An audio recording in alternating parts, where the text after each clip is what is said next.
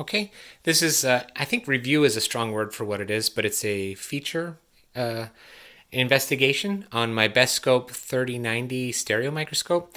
Here in front of me, I have the three, I now have three Bestscope microscopes. I've just had really good experiences with them, so I keep buying more. But I think this is kind of the complete setup. This is my DIC microscope, and it has a camera mounted on it. This is my phase contrast microscope, which I do not yet have a camera for. And then my most recent acquisition is this Bestscope 3090 stereo microscope, high magnification scope. I just 3D printed some lens covers. It actually has a very normal lens. Okay, so let's take a look at the features going all around. We have a power button, starts the transmitted illumination here, and of course gets brighter and darker. I don't have any illumination from above. I just don't like how much those things cost. They seem like they should be so cheap, and they're not. But it's got, the glass bottom that you sort of expect on stereo microscopes. And then here we have this slider, which brings across something that covers up the light and then uncovers it from the other side for oblique illumination. So that's very smooth, very nice. Then we also have this little pulley-outy thing, which is connected to kind of an arm. And for a long time, I didn't know what this was, but it turns out the directions are right there. It turns out it's a lens. And let's see what the instructions say here. I don't think you can get to it. I'll just tell you what it has. It says that it's supposed to be in if your magnification is 1.6 to 2x, and out if it's 0.5x to 1x. But of course, this microscope only comes with a 1x objective. So I guess it's supposed to be out all the time.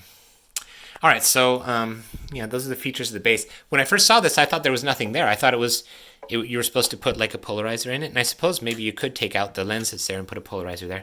It'd be more useful for me since I don't have other magnifications. But I'll have to look into that. I'm still getting familiar with it, and unfortunately, I'm just not that experienced with stereo microscopes in general. This 1x apochromatic lens, this whole thing from here to here is the lens, and when it comes out, it's like a bunch of pounds. This thing is heavy, surprisingly heavy. And I think if memory serves, the way that it connects is kind of like the way a camera lens connects, where you sort of push it in and then you turn it like 45 degrees or 90 degrees to get it to sort of click in place. That's the way I remember it, and this looks like that's what that is as well. And then above the lens we have the body. That's from here to here. Here we have a diaphragm, which I need to get a little bit more. I assume that it's kind of used the way that we use it in compound microscopes, where there's sort of an optimal diaphragm position based on your magnification, but I haven't played with it enough to really know. It's mounted on this kind of like arm,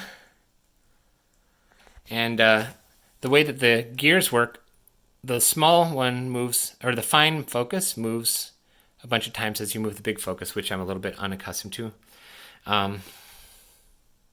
Okay, so moving up, we've got the eyepieces, which are 10x, and let's see, did it say something? 23 millimeters wide field, and of course they move like you sort of would expect them to.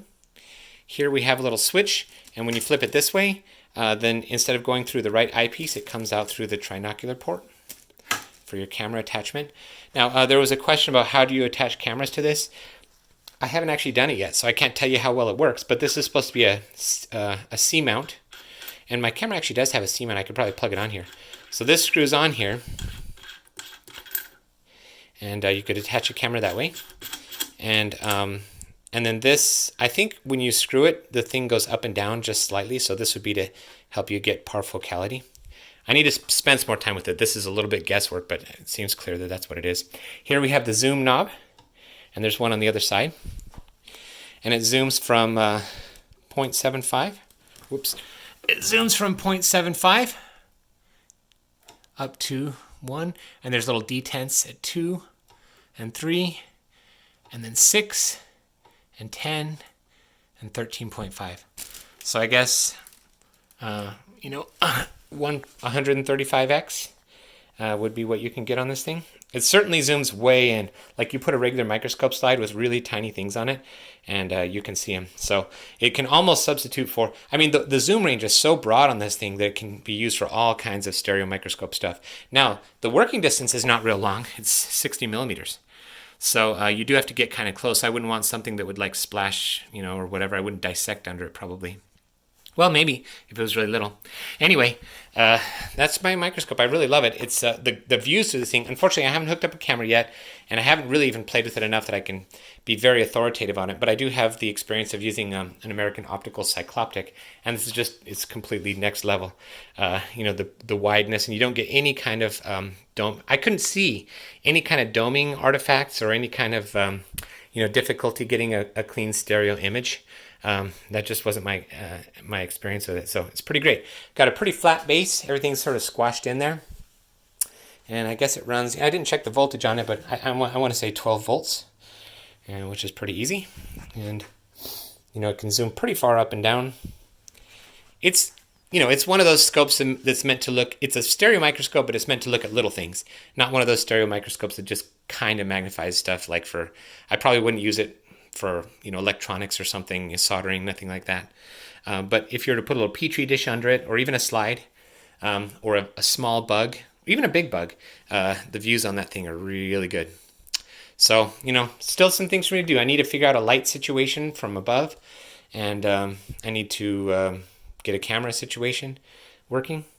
And I called and asked them if they had other objective lenses, and they said they're working on it, but they don't have any. So it is what it is. My understanding, this is sort of patterned after the Nikon. I understand it's patterned after one of the Nikon common main objective microscopes, and on theirs they do have sort of a big swivel thing that'll allow you to swap out objectives. But these objectives are big, I'll tell you that. It was very. I can't get over how surprised I was when I opened this thing, and the objective itself is like this. It's the kind of thing you build your biceps with. So anyway. The transmitted light is very bright and very effective, and the scope is really very pleasing. As I learn more about stereo microscopes, maybe I'll come back and make a more informed review. But so far, it's just so far above and beyond what I've ever experienced before in stereo microscopes that all I can say is I didn't know they could sort of be this good. It's really good. I put a mushroom under there. And I just zoomed in and in and in and in and in. Pretty soon I could see like the little holes where the spores could come out and see way into them and sort of the textures deep inside the mushroom. It was pretty amazing. I could definitely see, you could see lots of places where you use a microscope like that. All right, if you have more specific questions, let me know. It's not that big a deal for me to refilm this or to just answer them, whether it be in comments or in the forums. So this is the Bestscope BS3090. And it's next to, just for your reference, these are all really physically large microscopes, much bigger than microscopes I'd used before. These two are Bestscope 2081, and that's also a very fine microscope with a Nikon compatible optics and DIC system and stuff. DIC, I'm still working on getting my technique down on that. I certainly can see the DIC effects and get the background to turn blue or yellow or whatever, but I'm still getting a little better at it over time. So you can contact I did my transaction through Alibaba with these guys, but you can also go straight to their website, bestscope.net. I think you get to the same person, and they'll do it by email or whatever. If I had to do it over again, I would have paid by wire transfer. I think I used a credit card, and you end up having to pay the credit card fees, which is a pain. Oh, the other mistake I made is, I bought this, and it was real expensive, but I shelled out for it. And then when I bought this, I wanted to save money, and so, I didn't. It wasn't as expensive. The difference between those phase objectives and the fluorite objectives is pretty big, and of course, the DIC is just way more expensive than phase. For the stereo microscope, it was reasonably affordable, but I was feeling really poor at the time, so I had them shipped by sea, and that sucked. That took forever to get there. These guys they shipped it, and it was here like 5 days later or something like that. So, there's always a question dealing with these, Chinese companies, and they don't have like a huge website or anything like that. That's why I used Alibaba.